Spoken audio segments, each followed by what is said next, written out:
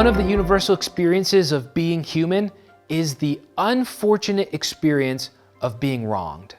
At some point in our lives, most likely at a bunch of different points in our lives, we're going to be mistreated by someone else in a way that makes us feel like we have just been the recipients of an undeserved slap in the face. Whether it's in our marriages, or in parenting, or at work, or with our neighbors, or just when we're driving down the road, things happen to us that leave us feeling wronged by others. The question is, how do we respond? What do we do when others mistreat us unfairly or betray us or even intentionally do something to offend or hurt us? Well, that's where our cage match for today comes in. In one corner, we have that natural inclination towards sweet, sweet revenge. And most of us know what this feels like. It can look different depending on the person and the circumstances. Maybe it's as simple as you giving your spouse the silent treatment to make them suffer a little bit for how they treated you earlier in the day. Or maybe it's some intensely complicated Count of Monte Cristo style plot to ruin the lives of the people who have mistreated you. We all have felt that pull toward revenge, regardless of what it looks like for us. But let's ask an important question. Does revenge ever make things better?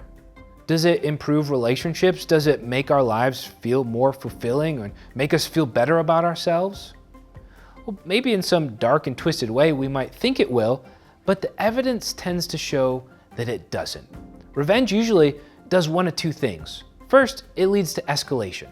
Someone wrongs us, so we seek to get our pound of metaphorical flesh. You hit me, I hit you back. You make me hurt, I make you hurt. We want people to pay for what they've done. After all, that's only justice, right? That those who do wrong have to pay for the wrong that they do? The problem is that perceptions of who did what and how wrong it was aren't always the same.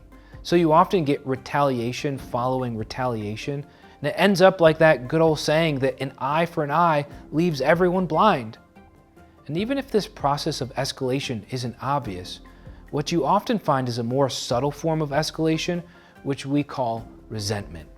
If I make my wife angry and she seeks to make me pay by giving me the silent treatment, I may not escalate the conflict in that moment, but there's a good chance I'm gonna file that experience away in my mind and begin to resent her for always giving me the silent treatment when she's mad. And when I do something wrong again and the cycle repeats itself, my resentment is gonna blow up in our faces and cause greater issues. Revenge leads to escalation. The other thing that revenge does is it often leaves us feeling shame. Rarely does the hurt we choose to cause when we found ourselves hurting leave us feeling good about ourselves. Instead, it leaves us with a deep sense of shame. So in our cage match today, we've got revenge in one corner, and in the other corner, we have peace. Check out this passage from the Apostle Paul, where he's giving us another way to navigate when we're wronged. He says, "Do not repay anyone evil for evil. Be careful to do what is right in the eyes of everyone. If it's possible, as far as it depends on you, live at peace with everyone. Do not take revenge, my dear friends, but leave room for God's wrath. For it is written, 'It is mine to avenge, I will repay,' says the Lord." On the contrary, if your enemy is hungry, feed him. If he's thirsty, give him something to drink. In doing this, you'll heap burning coals on his head. Do not be overcome by evil, but overcome evil with good. This is so counterintuitive, but it makes sense. Now notice two specific things Paul says. First, he encourages us to not meet other people's wrongs with wrongs of our own. He says, do not repay evil for evil. And that vengeance, it doesn't belong to you, it belongs to God. In short, he's saying, when you get hurt by others, trying to hurt them back is not the right thing to do. What then is the right thing to do? And this is the second thing to notice. The right response is to treat your enemy with kindness and to try and overcome evil with good.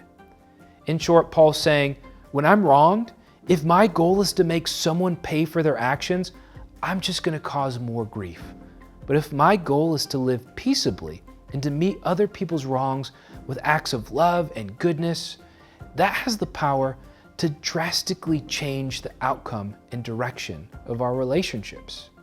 It's important to note here that when we act in this way, we're not just acting in a wise way, we're acting in a way that shows how Jesus treats us.